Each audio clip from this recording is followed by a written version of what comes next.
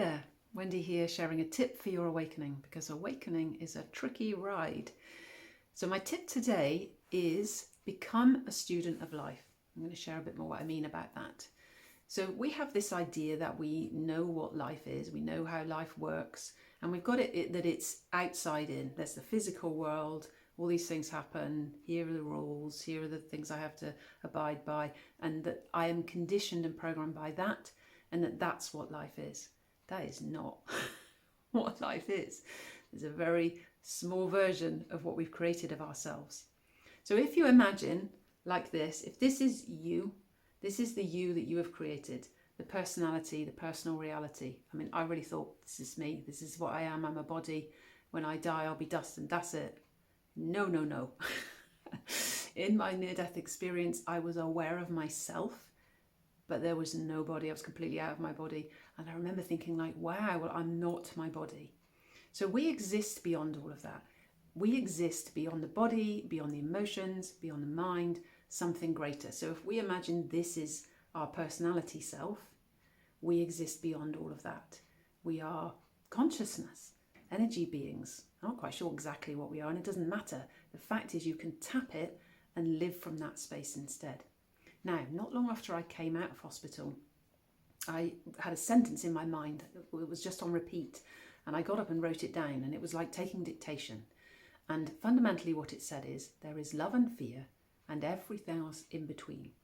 And you choose where you create from.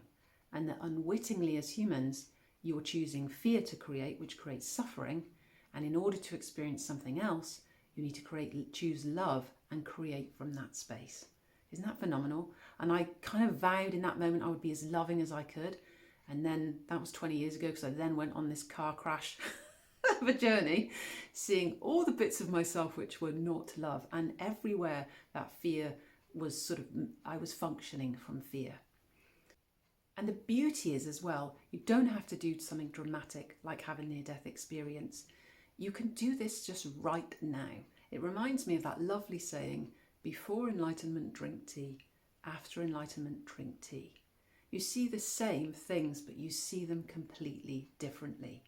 And your experiences just change naturally when there's more love instead of fear. It really is so phenomenal. So what I mean about becoming a student of life is, we have this idea that the world works from the outside in, and it doesn't. It works from the inside out.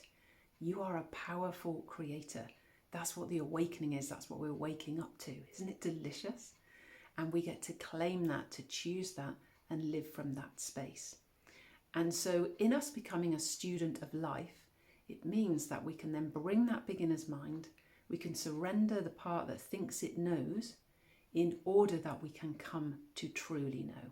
Because the minute you're a student and the minute you're open to your not knowing, then something else opens up. And then we get to live in the deliciousness of the gift of this life.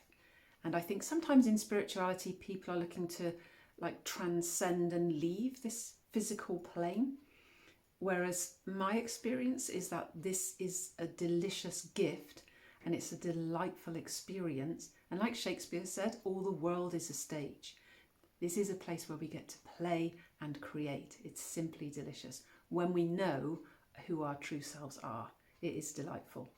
If this is resonating with you and you would like some support to dive deeper and clear everything that's in the way of you being your full, creative, powerful self, creating what you want in your life, I would love to chat with you. There's a link below where you can book a 15-minute discovery call with me, and we can see what possibilities are there for you, get an idea of what's in the way, and get you claiming your full power. I really look forward to speaking to you. Loads of love.